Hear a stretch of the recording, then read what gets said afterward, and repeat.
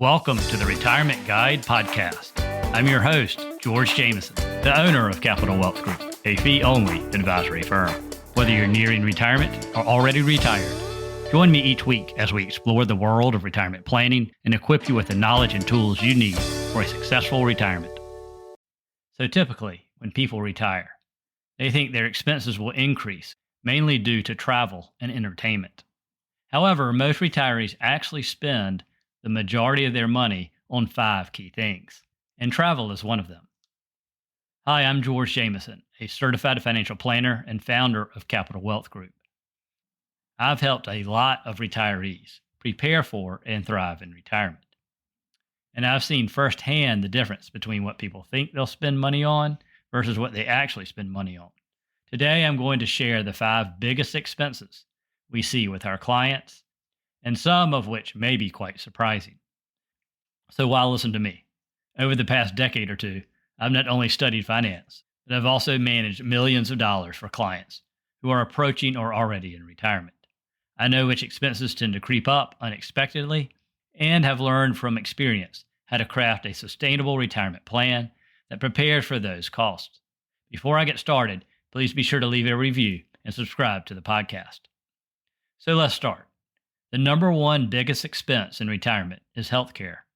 According to Kiplinger, if you retire before age 65, the average couple will spend about $17,000 per year until they reach the age 65.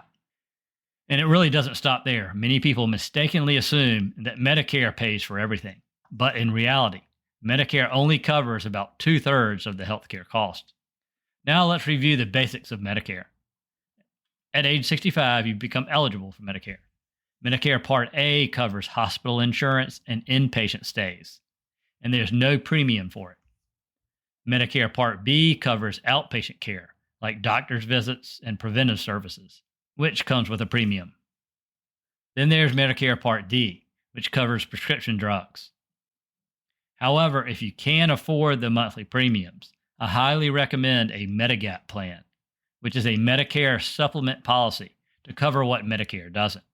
There are different Medigap plans at various price points, but the 4 best for most people are plans G, F, N, and K. Plan G is often the best option because it covers nearly all out-of-pocket costs not covered by Medicare. However, it is also one of the most expensive plans, averaging about $150 extra per month in 2024. Additionally, Medicare premiums can be subject to earnings-related penalties, and out-of-pocket costs like dental, vision, and long-term care aren't covered by Medicare and can quickly drain your savings if you're not prepared. In fact, a healthy 65-year-old couple is estimated to need around $300,000 to cover premiums for Medicare Part B and D, Medigap, and out-of-pocket healthcare expenses over their lifetime. This doesn't even include long-term care costs, which can add significantly to overall expenses. Given that the average Social Security benefit for a retired worker is around $1,800 per month in 2023, this highlights the importance of planning for healthcare costs in retirement, as they can consume a substantial portion of your benefits. So how do you combat rising healthcare costs? There are several strategies you can implement during your working years and just before age 65. First, you can opt for a high deductible health plan while working and maximize contributions to a health savings account. HSAs are the only triple tax exempt accounts available, making them the most efficient way to save for future healthcare costs. In 2024, if your health insurance deductible is at least $1,600 for an individual or $3,200 for a family, you can contribute and deduct up to $4,150 as an individual and $8,300 as a family. You can invest and grow these funds tax-free, and they roll over year over year. If you start maxing out your HSA at age 40 and achieve a 7% annual return, you could have approximately $600,000 saved by age 65 to use for your health care and retirement tax-free. Second, you may consider investing in a hybrid life long-term care policy to help cover potential long-term care expenses. However, these can be quite expensive today, but it's worth at least looking into. You don't need to cover everything, but having some coverage can make a difference. Lastly, make sure you choose a strong Medigap plan to cover costs that Medicare leaves behind. The second biggest expense in retirement is taxes. Many people assume that their income tax will decrease in retirement. This may be the case, but it's not always. For instance, Medicare Part B and D premiums can cost an extra $500 per month for a couple, which adds up to $112,000 over 20 years. I consider that a tax. However, the biggest source of taxes in retirement is having large pre-tax retirement accounts, like IRAs or 401ks. I'm a big proponent of Roth accounts, taxable accounts, and tax planning in general. But unfortunately, many people procrastinate on paying taxes or tax planning.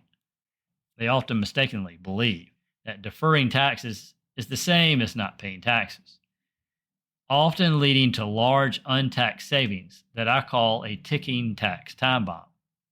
Again, this does not apply to everyone, but for those who may have millions of dollars in IRAs and traditional 401ks, this may apply to you.